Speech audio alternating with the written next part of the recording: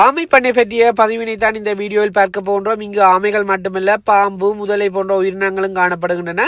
சென்மிசலை நோக்கி எங்களுடைய பயணத்தின் ஒரு பகுதியாக இது அமைந்திருந்தது. சென்மிசல் கோவிலிருந்து கிட்டத்தட்ட 15 நிமிடம் கார் தூரத்திலே இந்த பண்ணை காணப்படுகின்றது. இங்கே உள்நுழைவதற்கான கட்டணமாக பெரியவர்களுக்கு 16 யூரோவும் சிறியவர்களுக்கு 11 யூரோவும் 3 வயதுக்குட்பட்டவர்களுக்கு இலவசமாக காணப்படுகின்றது. உள்ளே வந்தவுடன் உள்ளக அமைப்புகள் பற்றி ஒரு வரைபடம் காட்டப்பட்டிருந்தது. அதை மட்டுமில்லாமல் பல நிறுத்தங்களில் ஆமைகள் காணப்பட்டன. ஆரம்பத்தில் நாங்கள் ஒரு சில ஆமைகளை மட்டுமே கண்டுகொண்டோம். செல்ல செல்ல பல நிறுத்தங்கள் காணப்பட்டது. பல வகையான ஆமைகள் காணப்பட்டது. இவ்வளவு ஆமைகளையும் ஒரே நேரத்தில் பார்த்தது பெரும் மகிழ்ச்சி அளித்தது.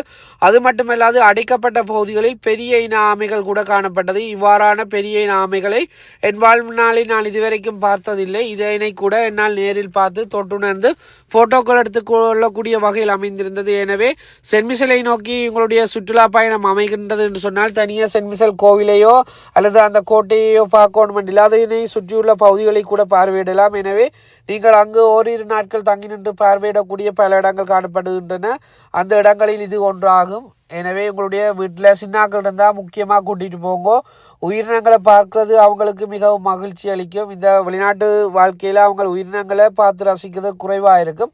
எனவே நேரடியாக கூட்டிக்கிட்டு போய் நீங்கள் சொன்னால் அவங்க பார்த்து மாழுவாங்க. அது மட்டும் இல்லாமல் நீங்கள் ஃபோட்டோக்கள் எடுத்து மகிழ்ந்து கொள்வதற்காக ஆமை வடிவிலான பல உருவச்சிலைகள் கூட காணப்படுகின்றது. அந்த இடத்தில் கூட நீங்கள் உங்களுடைய போட்டோக்களை எடுத்து மகிழ்ந்து கொள்ளலாம். எனவே தொடர்ச்சியாக அடுத்த வீடியோவில் பாம்பு முதலைகள் பற்றி பார்ப்போம். நன்றி.